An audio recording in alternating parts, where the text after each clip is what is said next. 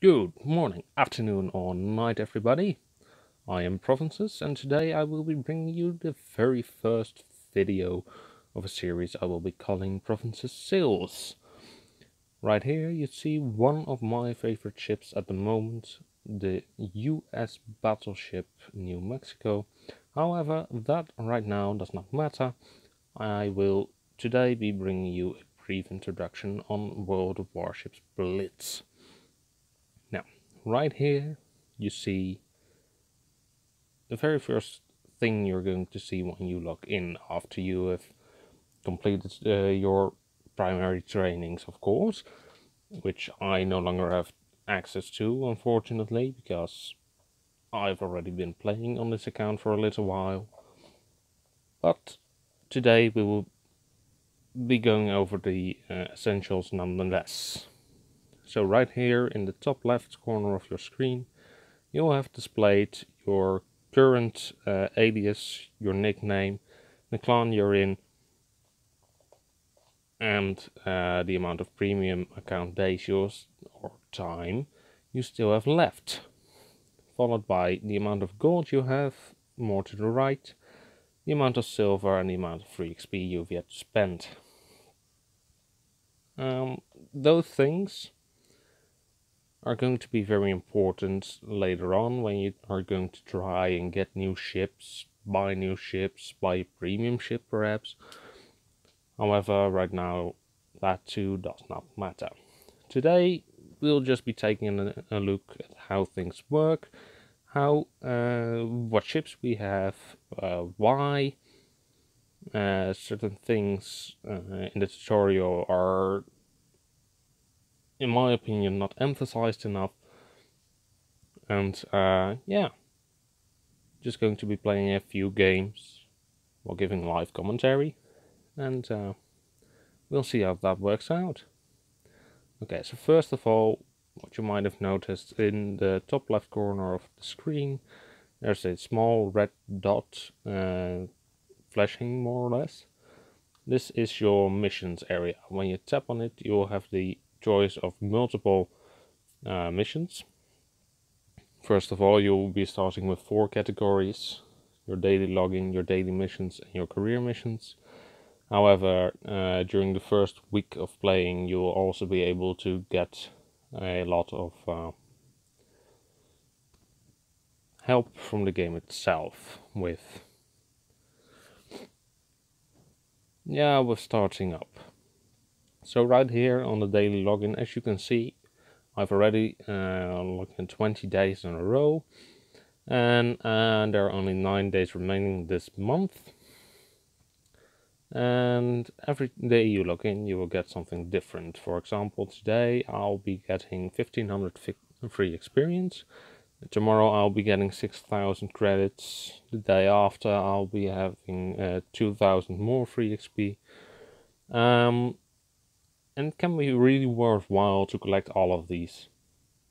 For example, this tiny bit of free XP when you really despise a certain ship you're playing, you can just free XP rage quit that ship and move on to the next one, which I'll definitely be doing in the near future, but more on that in a later episode. So, yes, make sure you collect all of those. Your daily missions, they're rather easy actually. Fight 1 battle, win 3 battles, set 10 fire, sink 20 ships. These missions too are extremely useful to do when you're trying to progress into the game, especially later on when the amount of experience needed to get a new ship will actually increase. So this tiny bits of free experience eventually mount up to be a whole lot, making it way easier for you to jump onto the next ship. So make sure you do those as well. Then there are your career missions. Your career missions are simply there to aid you again with your progress in the game. As you can see, I have 3 left at the moment. Promotion number 6. I have to reach level 25. I'm currently level 23 in the game. And when I reach level 25, I'll be getting 27, of course. No, of course not. 75k of credits, 5 hull upgrades for the tier 3 or 4 ships you'll be playing, more on that later on, and fire control upgrades, which I'll too be getting back to. Once you've completed these, those are, well, I would like to say useful, but 9 out of 10 times you'll be getting the stuff you do not really need. You'll be getting a lot of garbage, which luckily you can sell later on. But yeah, more on those blueprints later on, and some extra credits are always useful. So, first off, in World of Warships you have 4 classes of ships. The destroyers, which are the line up top, most commonly referred to as DDs or DEs, depending on which ship you're sailing. We'll stick with DD designations for now. The cruisers are a little bit of a different story. Right here you see a St. Louis. It's a it's a rather old ship, honestly. However, I will be getting on that in a later episode as well. In the game, they're all designated as cruisers. However, well, there is a small problem with that, in my personal opinion. I think they could have clearly designated them as an armored cruiser or armored / heavy cruiser, my apologies, a large cruiser, a battle cruiser, or a light cruiser. However, it doesn't really matter. It does not affect the gameplay at all if they would categorize it otherwise. Moving on, we'll have the battleships, of which one you've already seen in the very first seconds of the video. The USS New Mexico, classified as BB in the game, and you'll have the aircraft carriers, which, yeah, once again are not designated with individual titles, but I'm glad they didn't, because for aircraft carriers alone, the US have used over 22 different designations throughout history to identify their type of aircraft carrier. As you can also see, currently there are 5 factions in the game: the United States, Japan, Britain, although this faction only has 1 ship at the moment, the Germans, which only have their cruisers, and the USSR. The Soviets will also have a cruiser line, but not much else at the moment. However, we have good reason to believe that they'll be adding more ships later on. Now, blueprints. When you tap the menu button at the top left corner of your screen, you'll see service record, warehouse, account, mail, support, or settings, and lockout. Well, you'll find your blueprints in the warehouse. You can either look at them in the all section, but I prefer to go to materials, because that will only show you the blueprints or upgrades you have available for your ship. So as you can see, for tier 1 and 2 ships, I currently have 5 main battery guns blueprints, 18 secondary gun blueprints, and 18 torpedo tube blueprints. Now, why do I have so many of those? Well, I'm not really using them at the moment. Tier 1 and 2 or tiers you rather easily pass through. About 5 or 6 battles, you have your first tier 3 if you're playing playing a very good game or a very decent game. Moving on to green ones, which are designated, which are used for the tier 3 and 4 ships in the game. The blue ones are used for tier 5 and 6, the purple ones for tier 7 and 8, and the orange ones for tier 9 and 10. The tier 9 and 10 blueprints are the hardest ones to find. Let me tell you that, it's not a fun thing to do, trying to collect all of those. And I'm really not looking forward to having to upgrade those, because the higher tier your ship will be, the more blueprints it's going to take to fully upgrade them. And trust me, you're gonna want to upgrade a couple of ships completely, because they can bring a lot of perks with them fully upgraded. Moving onwards to supplies. Now, supplies are also very important to have. As you can see, we have high grade coal, we have improved crew rations, preventative maintenance, refined diesel, extra AA ammo, refined aviation fuel, and we have supply packs. Why do I stop there? Well, silver boosters, 3 XP boosters, combat boosters, they're all boosters. They simply affect the amount of experience or credit you're going to earn within the game itself. However, the previous 7 I mentioned have effect on how your ship plays, which, if you have taken a look with me, you've already seen. For example, high-grade coil.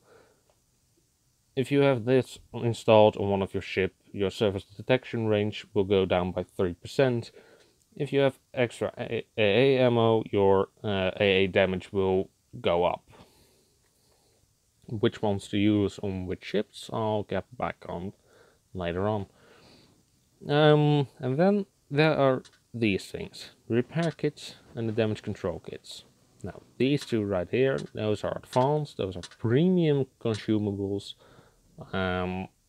Personally, I do not use them. You'll get some from the game itself when you first start out. However, you do not really need those. The regular repair kit and regular damage control kit are, well, let's just say they are well above good to actually, they're useful enough to take those with you instead of spending gold on advanced repair kits or damage control kits or whatever. You do not need those. Now, back to the main menu. How do you supply your ships? Well, I would suggest you put your consumables on all your ships. You can take 3 of them with you, 3 of each, in every game you play. So it means you will have 3 times the ability to restore 14.3% of your maximum HP within 10 seconds in a game, as well as have the ability to repair your steering gear or control fires or control flooding 3 times in the game. Repair those instantly instead of having your crew having to repair that, because that takes a long time. Now, the New Mexico is a battleship. a battleship, I would recommend you supply with the improved crew rations, which I'll be honest with you, I have put on almost every ship I have in my fleet. Improved crew rations, they increase the decrease the reload time of your main battery, second battery, and your torpedo tubes, which I find to be really useful in combat, especially on battleships, because their reload times are extremely long. So everything you can do to get that reload time down, I would recommend you actually do and get on your ship. Then I have refined preventative maintenance, not refined oil. We'll be coming onto that later on. Preventative maintenance adds 3% to your warship's health. Now, why have I installed this instead of high-grade coil? Well, battleships are spotted from miles away. They have the worst detection radius of all ships in the game, and therefore I find it to be kind of useless to try and get that detection radius down. What I, however, do find to be very useful is to add a little bit more health, because 3% on a battleship's health will actually could improve your hit point pool with about 10,000 hit points later on, depending on what ship you're playing. And that can really mean that can really be the difference between being sunk and still being able to fight on. Last but not least, on my battleships I carry refined diesel, not refined oil, refined diesel, to add to the ship's speed and traverse. This might sound a little stupid, but battleships are very slow and they do not really turn fast. And if you have a destroyer closing in on you, I prefer to turn into the destroyer to minimize the area in which the destroyer can actually hit my ship. And I find it to be almost the most important thing to have on your battleship, because this too could mean the difference between life or death. Now, what you could do on a battleship that has good AA power, like the New Mexico, is add the extra AA ammo. However, I'm currently not sailing with that, because I find the AA power of my New Mexico to be far beyond necessarily good. So yeah, that'll be battleships. I actually carry the same consumables on my Texas and on my Wyoming, or consumables supplies on my Wyoming and my Texas, and I'll be having those same supplies on battleships I'll have in the future. For example, the Japanese battleship line, which I will be starting on very soon, and during the continuation of my trip down to the Montana at Tier 10, the US battleship line. On cruisers I have, well, those are a little bit different. As you can see, my St. Louis here, it carries the exact same consumables as my battleships do. Now, why do I do that? Well, the St. Louis is a Tier 3 ship. It means its AA armament is not very good yet. Plus, the St. Louis itself is very heavily armored for a cruiser. And therefore I've chosen to give it a battleship-like feel, because its damage output is very much alike a battleship I quite often find in battle. However, later on I'll probably be switching out the preventative maintenance for the extra AA ammo, because cruisers, well, I can be a thorn in the side of any aircraft player in the game. Moving on to destroyers. Destroyers, I do fit with high-grade coal. The detection radius of a destroyer is rather small, but I find it to be extremely useful to have that surface detection radius decreased, so you can, well, especially in the Japanese destroyers, play like a ninja, fire your torpedoes without being spotted, relocate, fire your torpedoes again, and just absolutely harass the enemy ships. Why not preventative maintenance? Well, destroyers' hit point pools are rather tiny. Their AA armament isn't very good, so I wouldn't go with extra AA ammo, and they do not carry any form of aircraft on their ship, so none of those either. Yeah. Then for aircraft carriers, well, for aircraft carriers I currently do not own one. I used to have the USS Langley, or CV-1.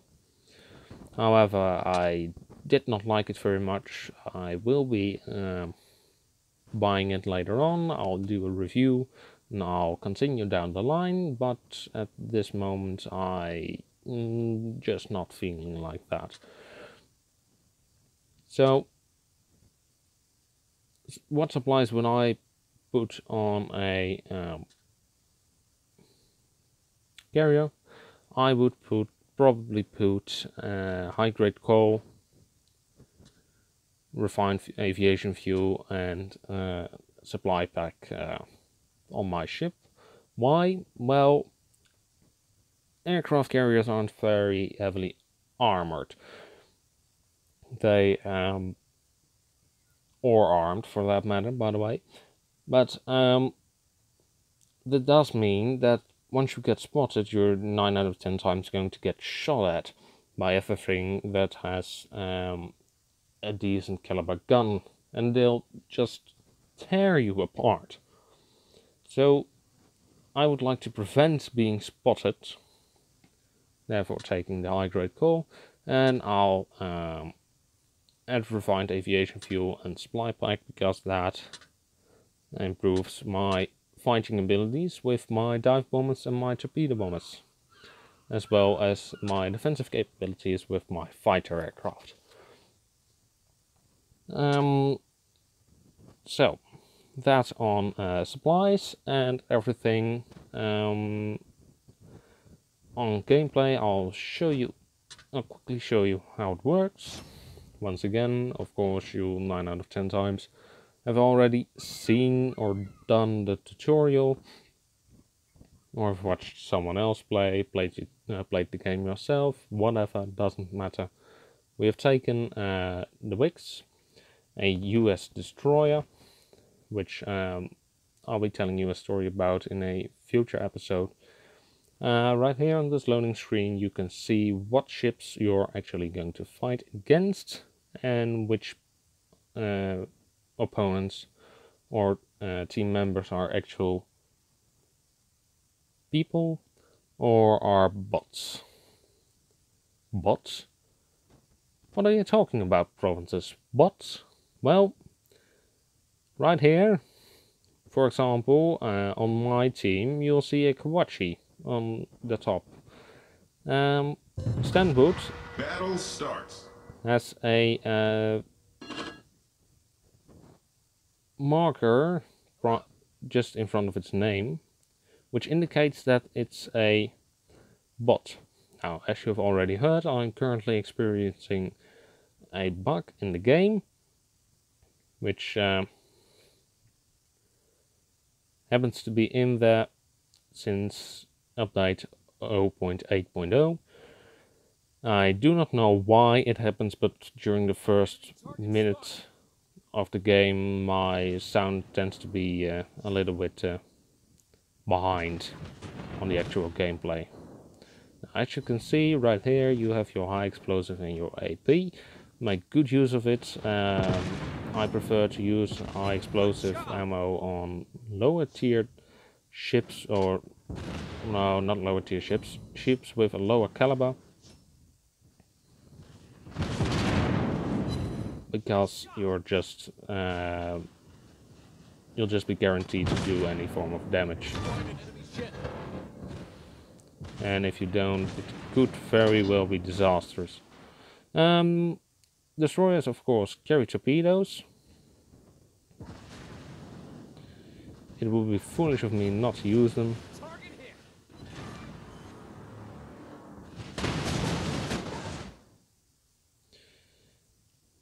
Fun fact about US destroyers, they carry torpedoes on both sides of the ship, making them absolutely perfect for a suicidal charge, if you want to.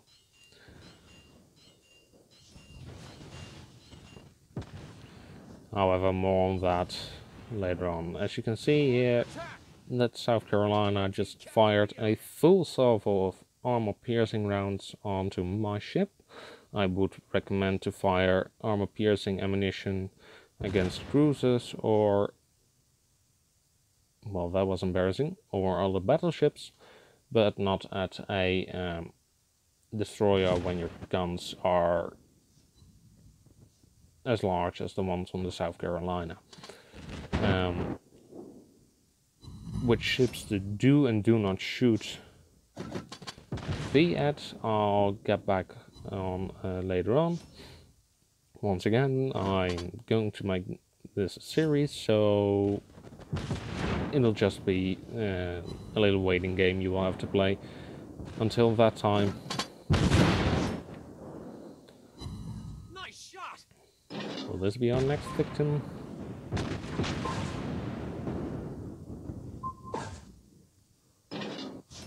Yes, it will be. Enemy ship destroyed. So, as you can see, it's rather easy to score points at the moment. A lot of those ships, the ships you are actually playing against, are bots. They're not very good, they're not bad either. I would have to add that the bots are actually quite good. They're not as terrible as they are, for example, in World of Tanks, in which they are just absolute garbage. They'll sit still, they won't move, they'll only turn the turret and their gun in one direction and and don't do anything else.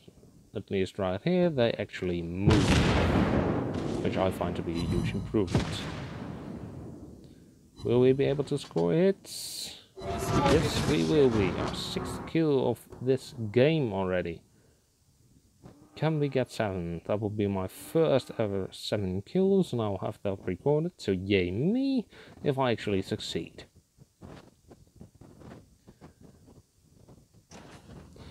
Now, a little more about the actual gameplay. You'll also be able to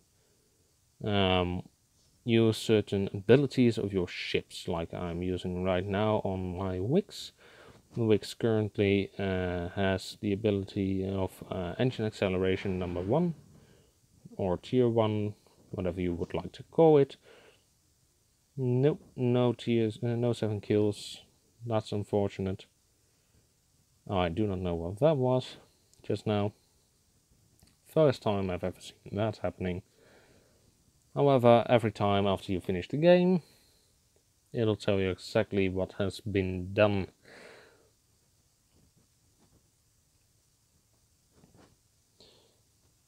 I'll be rounding up this video with the results of this battle. As you can see, I have gotten 3 medals, or achievements, whatever you would like to call them.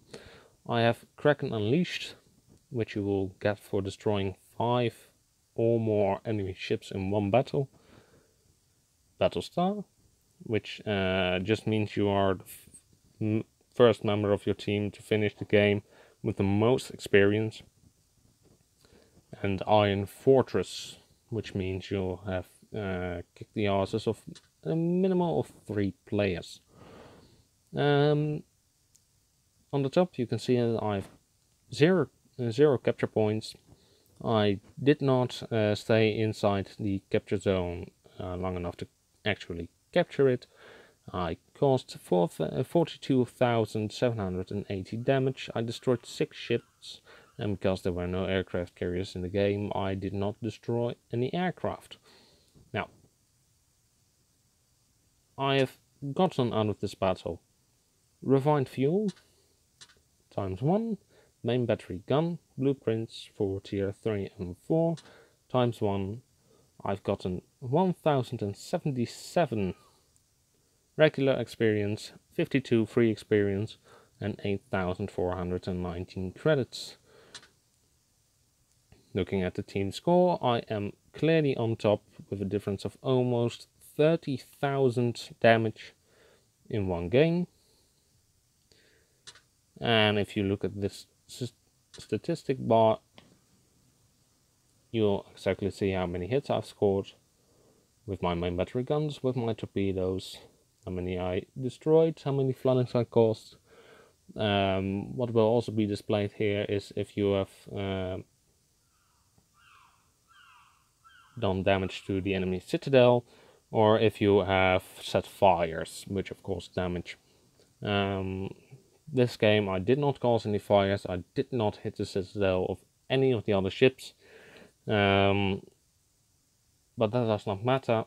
I have torpedoes, those do a lot of damage as well, as you can see. Out of the 42,780 damage I actually did, 37,320 37,392 damage was actually done by my torpedoes. I'll be rounding it up by with this. I hope you all have a nice day. Please drop a like, subscribe, leave a comment, and I'll see you all in a later episode.